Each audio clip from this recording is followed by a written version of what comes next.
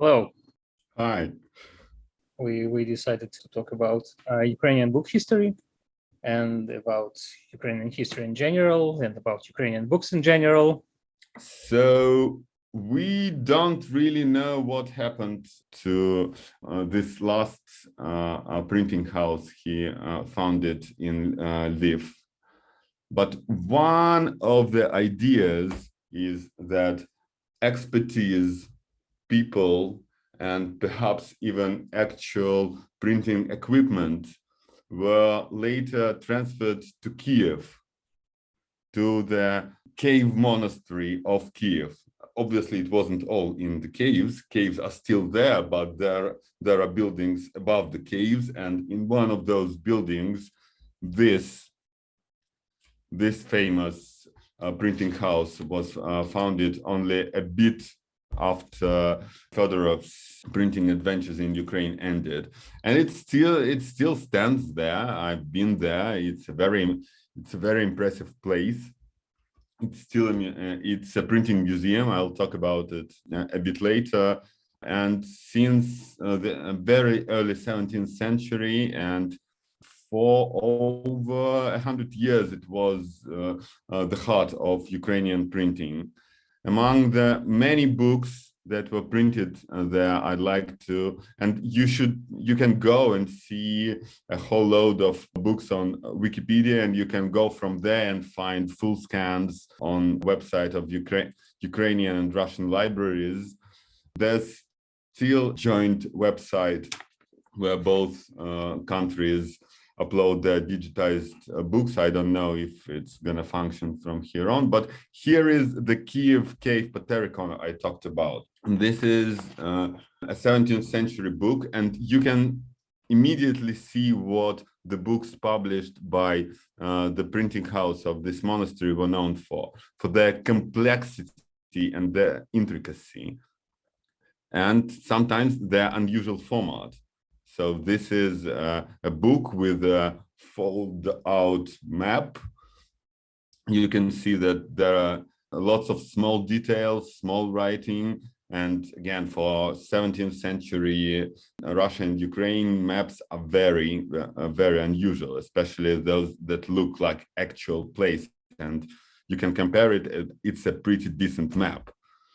I'd like to show you a few more of their title pages because I really like what they do. So there's always so much going on, so many symbols. So this is, can you read the name of the book? I see ключ разумения. Ключ разумения. Okay, the key of understanding. Yeah, and indeed there is a key. And lots of there is a key. Yes, and lots of religious symbols, and this is very much related to Kievan medieval school of poetry. They often wrote very strange, very esoteric and full of symbols poems, and often wrote them down in shape of an object. So this is sort of harking back to that tradition. This is 18th century, and you can sort of see the continuation of tradition, but you can also see the development. Mm-hmm. Very early on, I couldn't find color examples, but I know of 17th century examples of books printed in two colors in Kiev. And I sort of like how they place the text. I mean, it respects the boundaries. It's sort of trying to go, it all looks very organic. But again, look at the imagery. In what way is this Slavic? This is an international book. By the way, this on the bottom is the main church of the monastery. Soon after it was refurbished, shall we say, in this style. Quite recognizable. Yeah, originally a very Byzantine-looking building. In late 17th century, a local ruler was very high on Baroque vibes and added those wonderful domes, and you can still see it all over Kiev, which I hope to do one day again. And just one more, I just like it. Again, Ivan Zlatoust. I'm not sure yeah, how it's called, how he's called in English. Ivan Chrysostom. So Ivan Goldenmouthed, Okay. but in Greek. Yeah, not a very nice guy, very xenophobic and anti-Semitic, but some of his books are still read and valued both in Ukraine and Russia, and this is a very nice example. Again, you can see Greek letters. You can see the very complicated construction of the Russian and Ukrainian way of writing. They are trying to reproduce this calligraphic effect when you add small letters on top of big ones. So do go and look through this directory on Wikipedia. I highly recommend it. And just one more example, just again a somewhat later one. I don't know what it says. Can you read it? No. No. Somehow it's not only there are almost no vowels there, but it's some abbreviation or something. Yeah. I don't know what it is. But again, a fascinating example. I wasn't able to find what it is, but again, it has very Renaissance-looking details. They continue that tradition into the 18th century, and still a rather old typography. I mean, this is 1714, so after Peter the Great said not to use half of these letters, and so, but the monks have their own opinion. Another block of stories I wanted to tell you is how book printing started in Ukraine. It's a complicated, convoluted story. There's lots to say about it, and lots to see, because many of the early books preserved in some numbers, again, all over Europe, all over the world. But I'll give you a few names, and if you're interested, you can see more for yourself. So another interesting center of printing from 1670s in Chernigiv, which is again Western Ukraine, I think. And the cool thing about it that the printing house, I guess northern Ukraine. Yeah, northern Ukraine. Yeah, Chernigiv is to the north. It's closer to Belarus. Yeah. The printing house still survives. Unfortunately, I don't think it's still used as anything relevant, but some of the books printed there, by the way, printed by this fine gentleman. I mean, okay, you wouldn't call him a liberal or progressive from the look of him, but he is a very controversial figure in his time, and he wrote some impressive books, and he founded an important publishing house. And here's one of his books.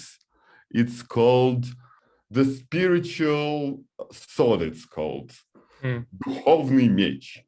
And like most of the literature printed at that time, it argues whether Ukraine should stay culturally with Russia, or whether it should move towards Poland and Catholics. So you see lots of Catholic imagery in here, and he not so subtly argues against further Russian influence. So again, a rather it's been going on for a long time, is what I'm trying to say. And he doesn't. Once again, that's a great illustration of the rich history and of Ukrainian culture, the rich Ukrainian history and rich history of cultural history. And once again, each time I see people trying to denigrate this history and by the way, its influence on the Russian history as well, and our Russian culture and our Russian art, it's just makes me so mad because this is so untrue and so, I don't know, so not right. I don't have words. Here's another example, because not unlike Ukrainians of the some Ukrainians of the 1990s, in 1690s, there were calls for Latinization of Ukrainian alphabet. And there were lots of experiments.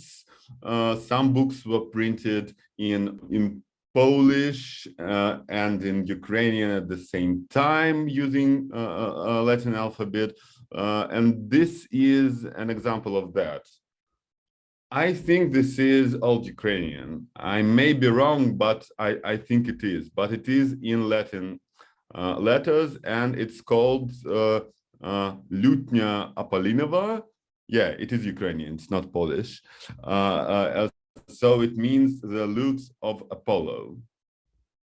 And you can see that it has lots of letters with these symbols that are lifted from Polish language. I don't know what it's called when a letter is crossed. So you see that Ukraine is sort of finding its own way in between these two monsters that are attacking it from both sides, but also interacting with them and borrowing from them and influencing them. Yeah. Yes, because of course there are lots of Ukrainian influences in Eastern Poland. There are, well, in terms of books too, although it's another story. And you can see that he was also influenced by the West in theological terms. Mm-hmm. He is still an Orthodox Christian, but he is part of the church that signed union with Catholic Church. So he is not a part of Catholic Church, but he thinks of himself as part of this international Christian brotherhood, and not just Eastern Christianity. Mm-hmm. Finally, there is this little known story, and this black plaque on top of each Wikipedia page. What can will remain in this video forever, and that's an awful reminder. This is the symbol of another very important printing house, also in Lviv, like the latest of Fedorov's ventures, and it was founded by an order of by a brotherhood of monks who were Orthodox, but also influenced by.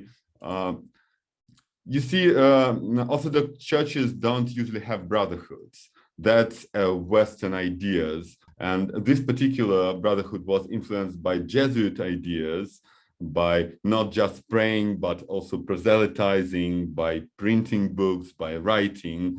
And the building where they worked, and this is early 18th century, still survives. You can visit it, and there is their coat of arms on the top.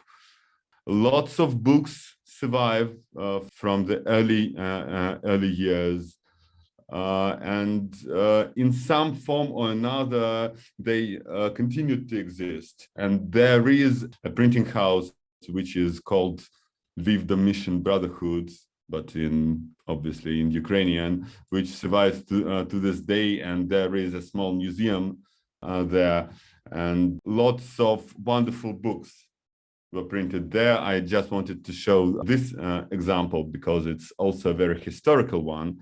So it says, can you read that? Венец Победы. So I don't remember the word.